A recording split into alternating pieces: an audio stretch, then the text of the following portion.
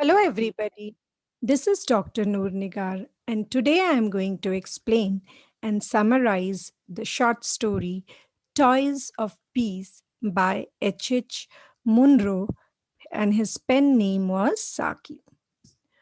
Saki, or H. Munro, was born in December 1870 in Burma, present day Myanmar. He was a witty British author. He used Saki or HH as his pen name. He was a police officer. He wrote political satires. Now, the story, The Toys of Peace, was first published in the year 1919 with the same title, with the book with the same title. This short story satirizes or it makes fun, it mocks, it ridicules the campaign by the National Peace Council. Now, this National Peace Council was a coordinating committee of anti war organization. So basically, the National Peace Committee was trying to bring peace between warring countries. So it was making fun. The story, it makes fun. It satirizes the campaign that was started by the National Peace Council against violent toys. Now, it is really ironical that the children learn a lot about violence from their history book. So, from a very young age, children are exposed to violence, wars, real wars, bloodshed in their history book. And on the other hand, the National Peace Council was telling not to give violent toys like guns and warships to the children to play with. Now, children, as you know, always want to play adventurous games with the toys. They don't want peace toys. They don't want civilian toys. Children want something exciting, something adventurous. And children, when they are given these uninteresting toys, children are very resourceful and very, very innovative. They can change ordinary toys into adventurous toys. So, this is what we are going to see in this short story. Now, these are some of the words that you will come across in the text. You can pause and look at the meaning. I'll not be reading out the meanings for you. However, I'll be telling you the meaning as and when it comes in the lesson. Squadron, dreadnought, panoply, primitive, instinct, impressionable. These are few more words. You can pause and you can see the meaning. Now, the characters. There are four main characters in this short story. First one is Eleanor Bope. She is the mother of Eric and Bertie. Next is Harvey, who is Eleanor's brother, and he's the uncle of Eric and Bertie. Eric is the elder son of Eleanor, who is not yet 11 years old. Bertie is the younger son of Eleanor, who is just nine and a half years old. Now, how does the story begin? The story begins with Eleanor getting a piece of newspaper cutting. She hands over a piece of newspaper cutting to her brother. What is the name of her brother?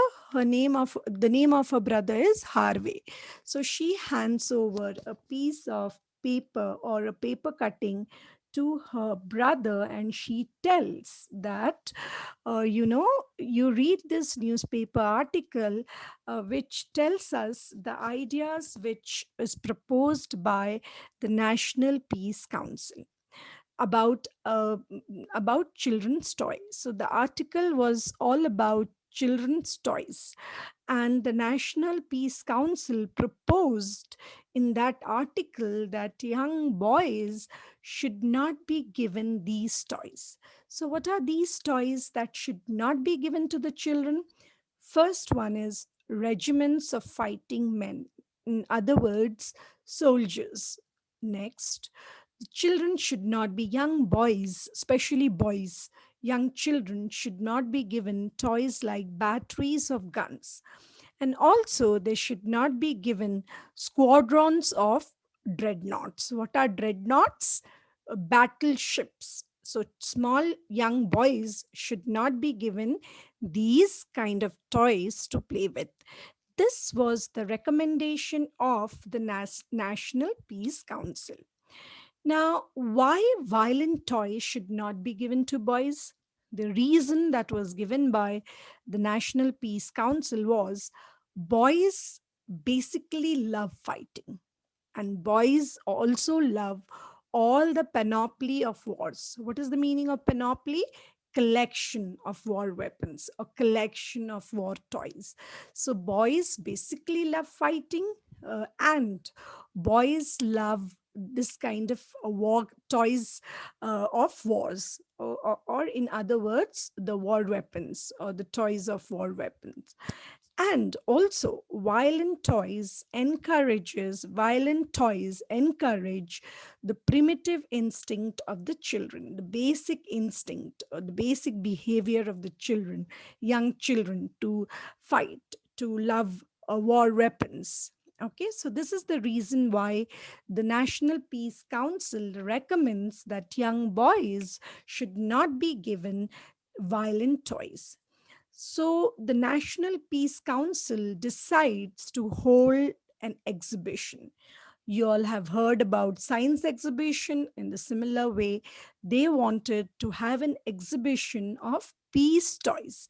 Now, where they want to have this exhibition at Hajj. Hajj is a place, and they want to build a peace palace in which they would display toys for the children. Now, what kind of toys? No, they don't want to display toy soldiers. Rather, they would display miniature civilians. Miniature means small, small form of civilians are common people. So there'll be no soldier toy soldiers, rather there'll be miniature civilians.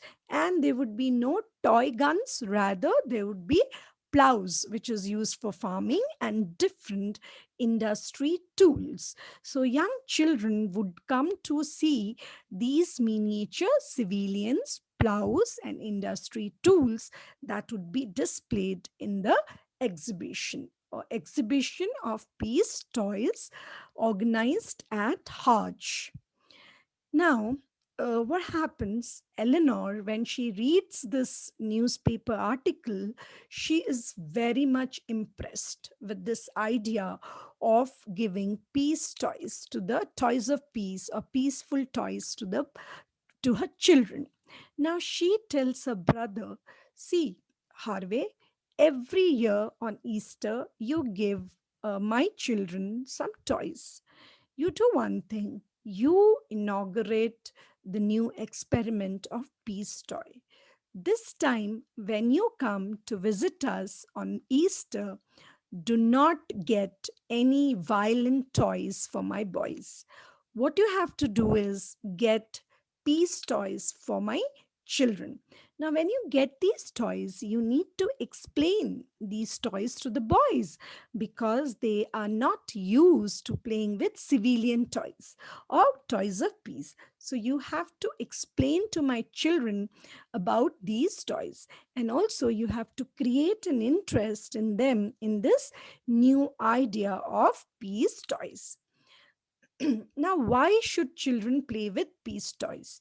The reason with that the mother has is are these: peace toys would give new impulse and direction to the children's mind.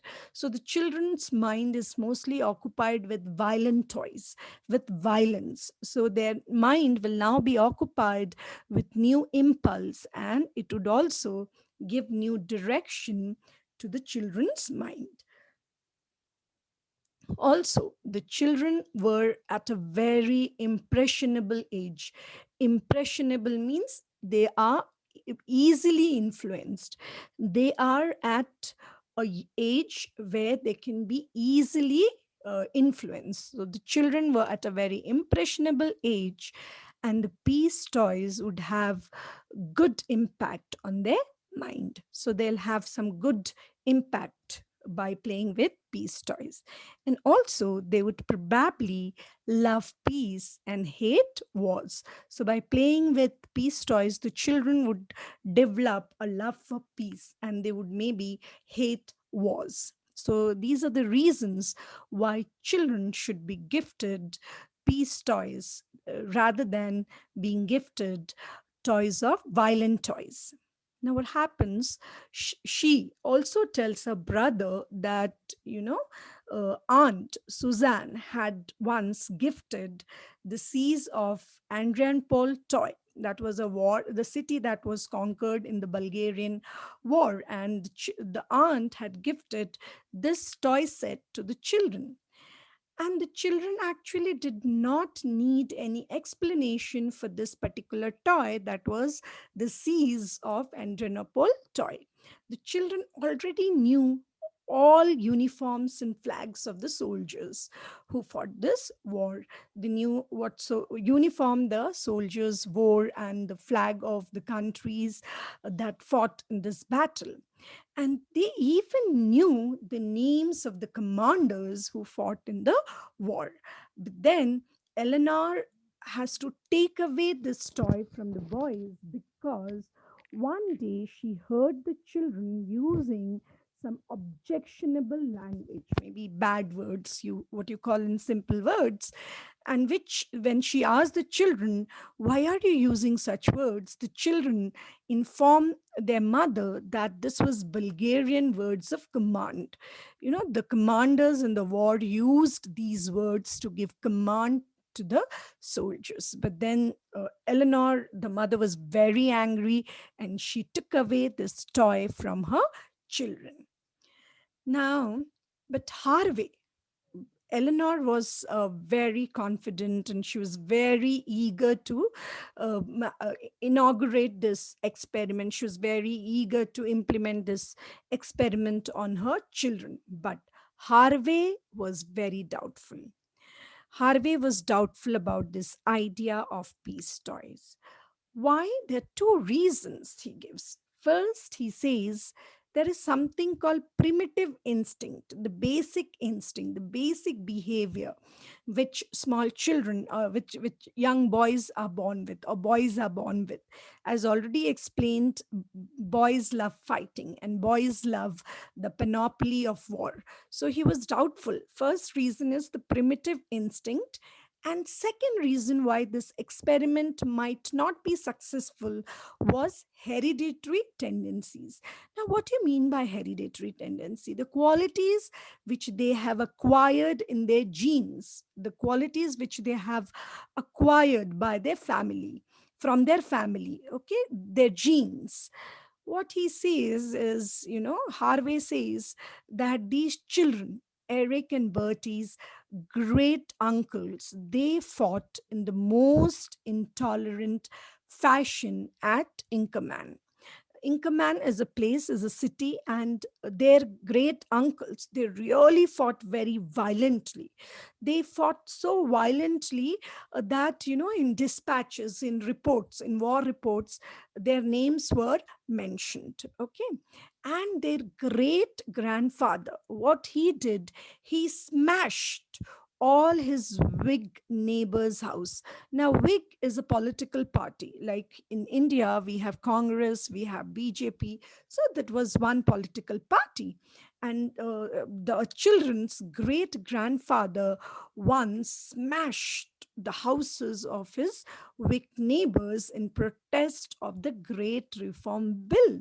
The opposite party was passed a bill in the House, and this the Whig passed a bill, reform bill in the parliament, and the children's great grandfather was very angry and he broke his neighbor's house, the Whig Whig is a political party, the people belonging to his neighbors belonging to that particular political party.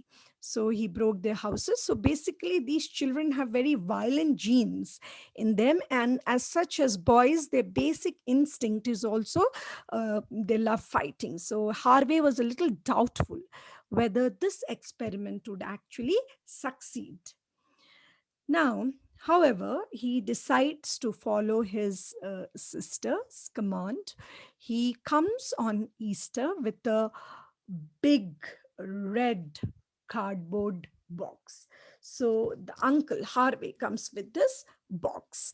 Now, these two children were wondering what must be there in this box. Now, they know the uncle, he always gets toys for them.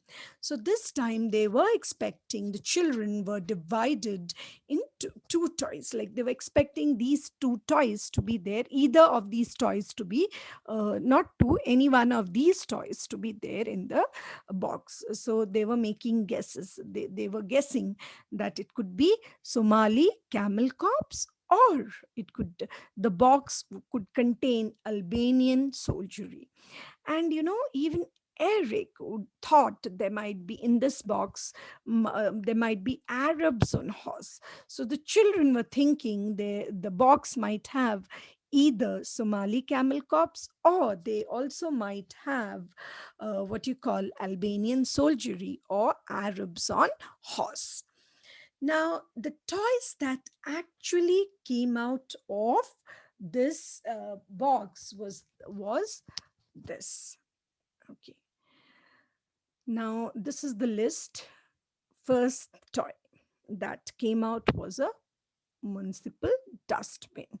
But then, what the uncle brought out was actually a what you call a kind of a box, kind of a thing without any doors or windows in it. The toys that came out was a dustbin, was a municipal dustbin.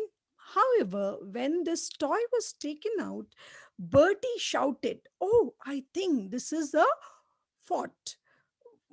Fort. Now, Eric said, "No, no, no, this is the palace of the Melpret of Albania. This is the palace of the, maybe the king of Albania."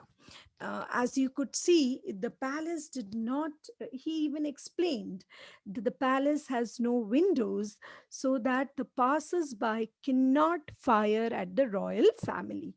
So that was the reason given by Eric to predict that it was the palace of the Emperor of Albania. However, Bertie predicted it was a fort. Now, let us move on to the next toy that came out. The next toy was a lead figure of a man in black clothes. So, who was he? Uncle told he was John Stuart Mill. What for was he famous? He was an authority in political economy. He was an authority in political economy. Now, the next toy that came out was a model of the Manchester branch of the Young Women's Christian Association. Now, now this figure that came out, it had doors and windows and everything in it. And immediately Eric, he asked, "Are there any lions inside this building?" Because the Roman history that he read, it was always mentioned wherever there was like there were Christians, there were lions. So he said, out of excitement, "Do we have any lion in this building?" And Uncle Harvey said, "No, no, no, we do not have any lion in this building." Now, we do not have any lion. The next toy that came out was the model of Robert Raikes, the figure of Robert Rake, who was the founder of Sunday schools. Sunday schools were school where Christian, religious teaching was given to Christian children. So he was basically the founder of the Sunday schools, Robert Raikes. The other toys that came out from the box, that red box, which Uncle Harvey had got, are loaves of bread. They were models of loaves of bread. And next was a sanitary inspector, Then there was a district councillor. Next, there was a ballot box, and there was official of the local government board. You have to remember the toys that came out from that box. These are called the toys of peace. Okay, so what you have, we have loaves of bread, we have sanitary inspector, we have district collector, we also have official of the local government body, and the ballot box. The moment the uncle he took out the ballot box, he explains to the children that this is ballot box and votes are put into it during election time. And immediately the child asks, what do you put inside it in other times? Uncle had no idea, no answer. He said nothing. And then he, again, these are some more toys that come out from the red box, the toys brought by Harvey. Next, he takes out tools of industry. Those are wheelbarrow. As you can see, wheelbarrow, you carry things in this wheelbarrow, and there is also a hoe. You can see the picture of hoe. So these toys also came out from the red box. And next, these are the toys which again came out from the box. Model beehive. There was model of beehive. There was a ventilator for ventilating sewers. Sewers is the for ventilating sewers are the the what you call underground channel through which dirty water or wastewater is moved out. And there was a ventilator. You can see the picture of this ventilator, for ventilating sewers. And again, there was a model of School of Art and Library. So there were these toys again. The next, these toys came out from the red box. Now, again, there were few civilians who came out from the box, which the uncle had brought for these children. Mrs. Heyman, she was a poetess. Then there was Sir John Herschel, who was an eminent astrologer. Next, the figure that came out from the box was that of Roland Hills. He was the one who introduced the penny postage system. Now, so let us see the list of toys that came out from the box. So these are the list of toys. First one was municipal dustbin.